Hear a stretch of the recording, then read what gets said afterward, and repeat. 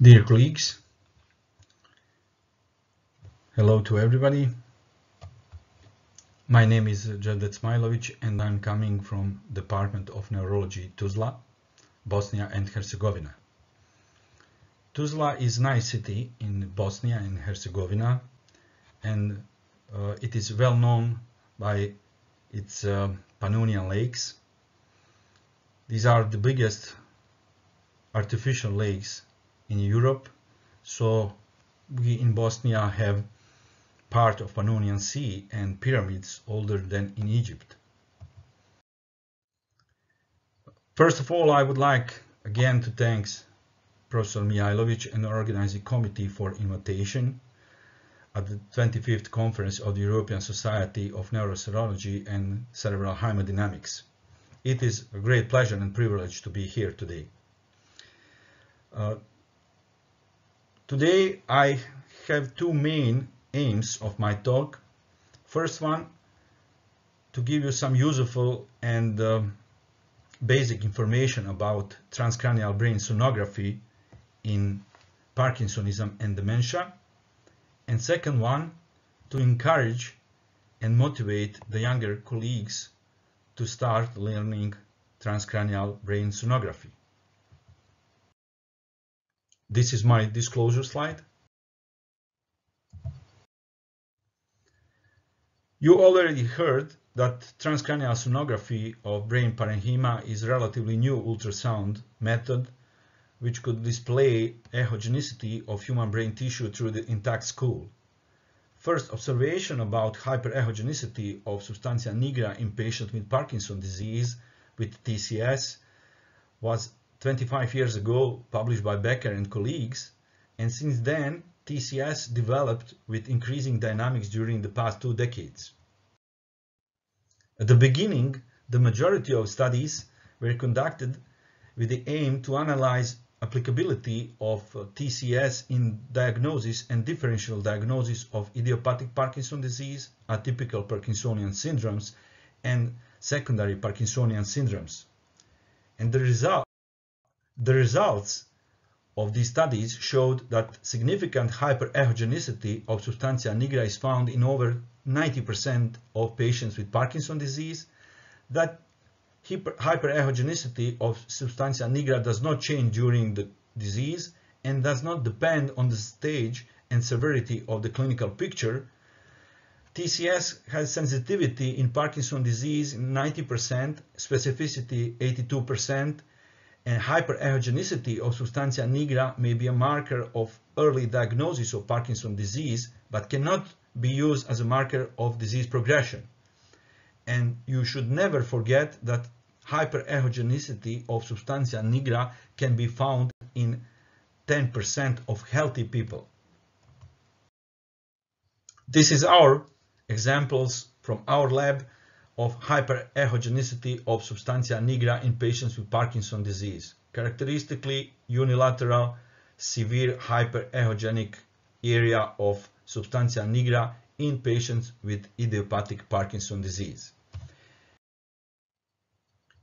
In patients with atypical Parkinsonism, you should not look only substantia nigra area, but also other parts of basal ganglia, such as lentiform nucleus, caudate nucleus, and you should look diameter of ventricular system, third ventricle, and frontal horns of lateral ventricle.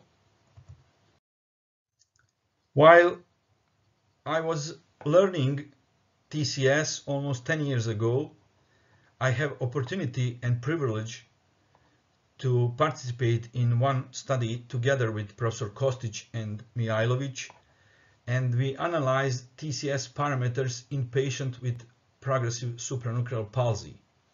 This study published in European Journal of Neurology, and we found that with the sum of TCS parameters we can make differentiation between two main forms of progressive supranuclear palsy, classical Richardson syndrome and PSP Parkinsonism. We in Tuzla also gave our modest contribution for this to this topic, and we performed and published our own study on TCS in Parkinson's disease and other Parkinsonian disorders. We analyzed nearly 70 patients, and according to our results, we concluded that TCS is promising diagnostic tool and can be very helpful in differentiation between idiopathic Parkinson's disease and other Parkinsonian syndromes. All these findings helped Bowmans to make this very useful and relatively simple algorithm of TCS in diagnosis and differential diagnosis of Parkinson's disease. With this algorithm, if you have a patient with Parkinsonism, you should look just main TCS parameters such as substantia nigra area, length for nucleus, and diameter of the ventricular system. And with these parameters, you can, together with clinical picture, can easily make differentiation between idiopathic Parkinson's disease and other atypical Parkinsonian syndromes. Some of these findings resulted that European Federation of Neurological Society and European Neurological Society made recommendations for diagnosis of Parkinson's disease. According to this recommendation, transcranial sonography is recommended with level A for differential diagnosis of Parkinson's disease from atypical Parkinsonian syndromes and atypical Parkinsonism, for early diagnosis of Parkinson's disease and detection of subjects with risk of Parkinson's disease. But is TCS useful only in Parkinsonian syndromes? I think it is not. First on the list, other movement disorders with Parkinsonism is Huntington's disease, inherited neurodegenerative disorders with different motor, cognitive, emotional, and psychiatric abnormalities. In patients with Huntington's disease, the main TCS findings are ventricular dilatation, more frequently lateral ventricle than third ventricle, then hyperechogenic lesion of basal ganglia, more often caudate nucleus than length for nucleus, and in nearly 40% of patients with Huntington's disease, you will find hyperechogenicity of substantia nigra and hypoechogenicity of brainstem raphe. This is also pictured from our lab with our patients with dilatation of frontal horn of lateral ventricle, dilatation of third ventricle, as well as hyperechogenicity of caudate nucleus and interruption of brainstem raphe. Wilson disease is also an inherited disorder with abnormalities in copper metabolism, and patient can be present with hepatic symptoms, neurological symptoms, or with both. The main finding on patient with Wilson disease with TCS is hyperechogenicity of length for nucleus, and degree of hyperechogenic lesion of length for nucleus directly correlated with severity of the disease. So if you have neurologically asymptomatic patients, you will find barely marked length for nucleus, but if you have patients with severe neurological symptoms, you will find severe hyperechogenicity of length for nucleus, and similar findings you can see on MRI. Our friends from Belgrade published very interesting study on TCS and Wilson disease. They analyzed 54 patients with Wilson disease and 60 controls. And patients with Wilson disease significantly more often had hyperechogenicity of substantia nigra in 1/3 of patients, and even more, 2/3 of patients hyperechogenicity of length for nucleus, compared with just few cases in control group. Moreover, they also found significant difference between two main forms of Wilson disease, neurological and hepatic form.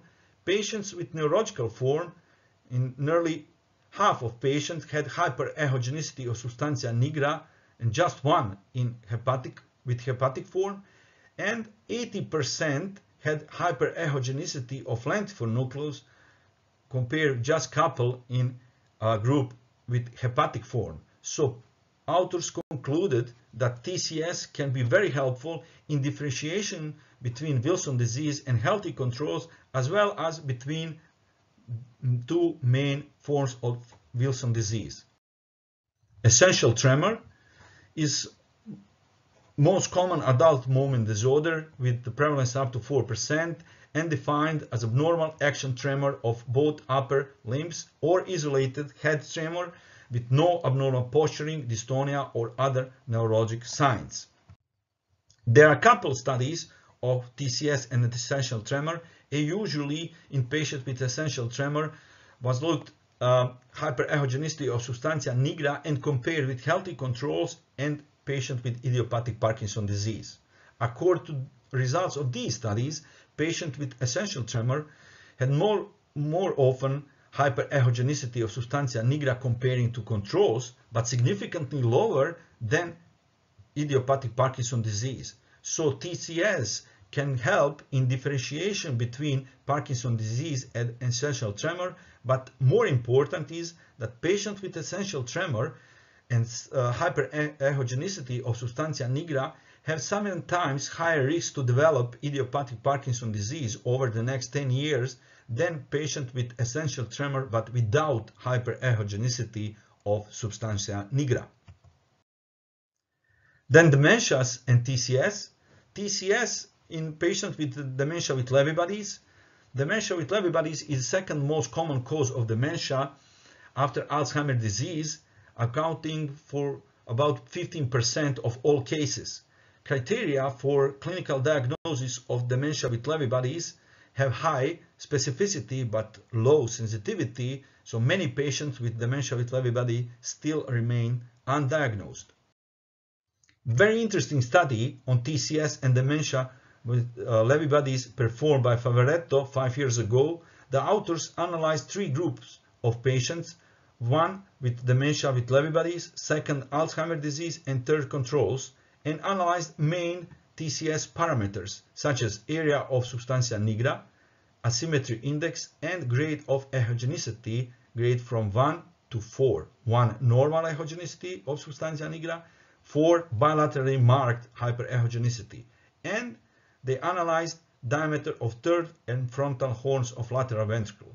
They found significant difference in these main parameters. For example, patients with dementia with Lewy bodies have significantly higher or bigger area of substantia nigra comparing to Alzheimer's disease and controls.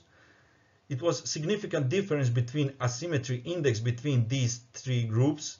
And if you look grade of echogenicity, subjects with grade 4, there were 40 patients with dementia with 40% patients with dementia with Lewy bodies, and no patients in Alzheimer's group and no in controls. It was also significant difference between diameter of ventricular system between these 3 groups. Therefore, combination of substantia nigra echogenic area and asymmetry index had sensitivity of 90% and specificity of 80% in discriminating dementia with Lewy bodies from Alzheimer's disease. And in conclusion, authors said that transcranial sonography is very useful supportive tool in diagnostic workup of dementia, helping us to distinguish dementia from Lewy bodies with Lewy bodies from Alzheimer's disease even in the early stages. And TCS and Parkinson disease dementia, we know that Parkinson disease patients have 2 to 6-fold increased risk of developing dementia comparing to general population. Prevalence of Parkinson's disease with dementia range from 10 to 80%, and risk factors are increasing age, being male, longer disease duration, and higher degree of disease severity are associated with higher risk of dementia in Parkinson's disease patients. Recently, Chinese authors published this study and analyzed transcranial sonographic changes of substantia nigra and third ventricle in Parkinson's disease with or without dementia. They found that there were no significant difference in area of hyperechogenicity of substantia nigra between patients with and without dementia and Parkinson's disease, but patients with Parkinson's disease and dementia have significantly wider diameter of third ventricle, so diameter of third ventricle show relatively high sensitivity and specificity in discriminating between Parkinson's disease dementia and Parkinson's disease without dementia. So in conclusion, authors state that TCS can be used to assess brain atrophy and may be useful in differentiation between Parkinson's disease patients with and without dementia. After all these data and all these findings, we can say that TCS is a valid supportive tool in the diagnostic workup of patients with different forms of Parkinsonism and neurodegenerative conditions such as dementia. And finally, I will finish this lecture with my TCS teacher and very dear friend Milia, and once again, all congratulations for excellent organization of this conference. Thank you very much for your attention, and I wish you all the best.